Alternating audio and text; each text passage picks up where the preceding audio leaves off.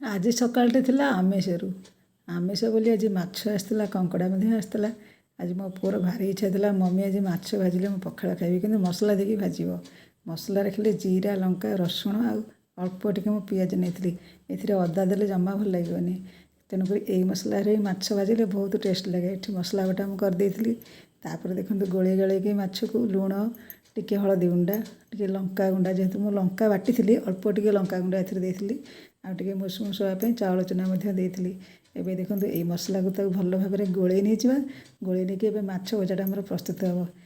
कहीं आमर माछ 8-10 दिन है घर को आसी आम गाँव गोटे पूजा था तेणुक आसी माछ आज आसला माछ भाजिक आज पखाड़ खाइबे आ कंकड़ाटा हम तरकारी दीपर पाइंका।